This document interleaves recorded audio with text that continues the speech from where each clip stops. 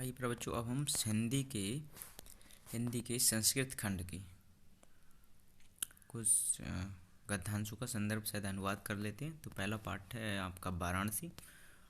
तो वाराणसी से आपका ये आ जाता है, पहली व्याख्या आ जाती है। ये पहला पैरा है। वाराणसी सुविख्यात प्राचीन नगरी, यम दिमल सलिलतर गंगाया कूले स्था, आस्था घटानाम बालायकृत पंडितः धवलाया चंद्रिकाया बहुराजते अगणितः पर्टिका सुदीर्घसभ्यं नित्यम् अत्र अयन्ति आस्य घट्टानाश्च शोभं विलोकस्य इमा बहु प्रशंसति। तो इसका पहला सबसे संदर्भ देख लेते हैं।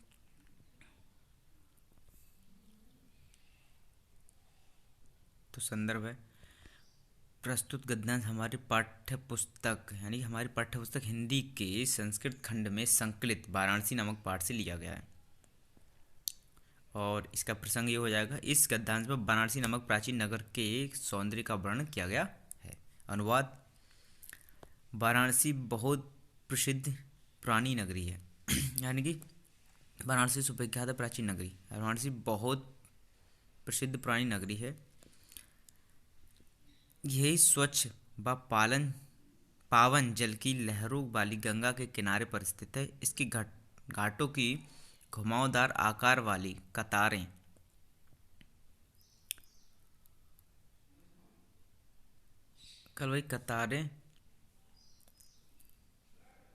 उज्ज्वल चंद्रमा की सफ़ेद चांदनी से बहुत सुंदर लगती हैं।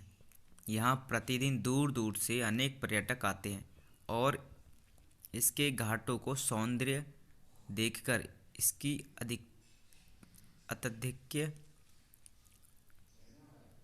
अत्यधिक प्रशंसा करते हैं। इसका अगला एक पैरा हो रहा है, क्या ना, ऐसा नगरी भारतीय संस्कृत भाषायाश्च केंद्रस्थल अस्ति। इसका हम संदर्भ जो हम पूर्व कर चुके हैं, क्योंकि एक पाठ है वाराणसी पाठ से लिया गया है। और इसका प्रसंग ये देख लेते हैं। इस गद्यांश में वाराणसी के प्राचीन गौरव और महत्व पर प्रकाश डाला गया है। अनुवाद, यह नगरी भारतीय संस्कृति और संस्कृत भाषा का केंद्र स्थल है। यहीं से संस्कृत साहित्य और संस्कृति का प्रकाश चारों ओर फैला है। मुगल युवराज दारा सिकोहो ने यहीं आकर भारतीय दर्शन शास्त्रों का अध्ययन किया था। वह अनेक ज्ञान से इसका प्रभावित हुआ है। उनके ज्ञान से इतना प्रभावित हुआ है कि उसने उपनिषदों का अनुवाद फारसी भाषा में करवाया। ठीक है। अब अगला पाठ है, वीर वीरण पूज्यते। वीरों के द्वारा वीरों की पूजा की जाती है। तो इसका भी तो इसका ये पहला पैरा है। अवलेचंद्र शैल्य शिवरम अवलेचंद्र अविवक्षा। ठीक है। तो इससे का हम संदर्भ देख लेते हैं। व्याख्या है वही संदर्भ। ये प्रस्तुत नाट्य खंड हमारी पाठ्यपुस्तक हिंदी के संस्कृत खंड में संकलित वीर वीरण पूज्यते नामक पाठ से लिया गया है। इस अंश में सिकंदर और पुरु की वार्ता प्रस्तुत की गई है। तो अनुवाद, स्थान सिकंदर की सैनिक शिविर सिकंदर और आम्भिकी दोनों बैठे हैं। बंदी पुरु को आगे करके एक यवन सैनिक प्रवेश करता है। सेनापति, सम्राट की जय हो। युवराज, यहाँ भारतवीर भी यवनराज का अभिवादन करता है। सिकंदर अपेक्षित रहते, अरे पुरुराज, बंधन से पड़े हुए भी अपने को वीर मानते हो। पुरुराज, हे यवनराज, सिंह तो सिंह ही है, चाहे वह वन में हो या पिंजरे में। सिकंदर, किंतु पिंजरे में पड़ा हुआ सिंह कुछ भी पराक्रम नहीं करता। पुरुराज, पराक्रम करता है यदि उसे अवसर मिलता है। श्लोक है, अवसर मिलता है। श्लोक, बंधन हो अथवा मृत्यु, जय हो अथवा पराजय, वीर पुरुष दोनों ही स्थितियों में समान रहता है। वीरों के भाव को ही वीरता कहते हैं। वहाँ पे बटन लगा हुआ ना वो। तो अब तीसरा गद्यांश को देखते हैं। अलछेंद्र यथा ते भारत विजय दुष्करा, न केवलम दुष्करा असंभाव्यपि। इसका हम हिंदी अनुवाद देखते हैं। तो हिंदी अनुवाद ये है, संदर्भ वही रहेगा। कह रहा है सिकंदर, तो फिर मेरी विजय कठिन है पुरराज, ना केवल कठिन ही नहीं बल्कि असंभव भी है। सिकंदर गुस्से से, हे दुष्ट, क्या तुम नहीं जानते कि इस समय विश्व विजेता सिकंदर के सामने हो? पुरराज, जानता हूँ, किंतु यमराज सत्य तो सत्य ही है। हम भारत गीता के संदेश को भूले नहीं हैं। सिकंदर, तो गीता का संदेश क्या है? पुरराज, सुनिए। यदि तुम मारे गए तो स्वर्ग को प्राप्त करोगे, और यदि जीत गए तो पृथ्वी के सुख का भोग करोगे। इसलिए इच्छा, मोह और संताप, दुख से दूर रहकर युद्ध करो।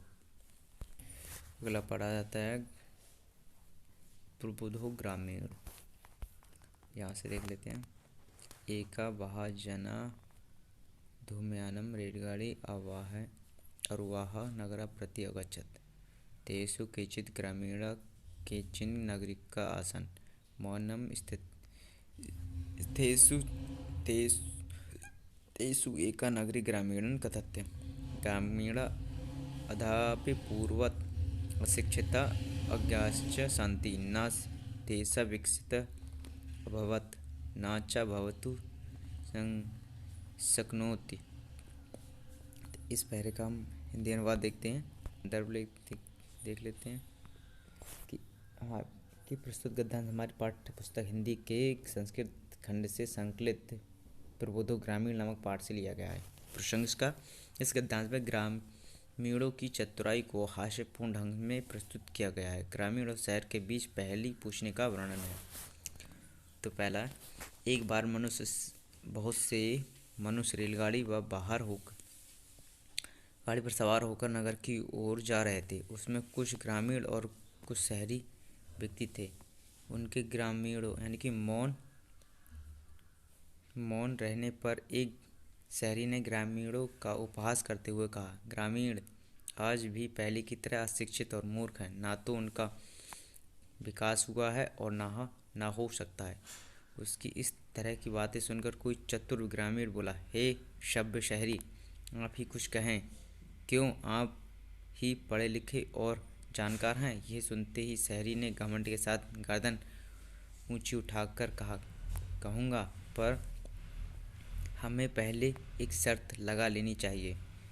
उसकी इस बात को सुनकर उस चतुर ग्रामीण ने कहा, अरे हम अशिक्षित हैं और आप शिक्षित हैं।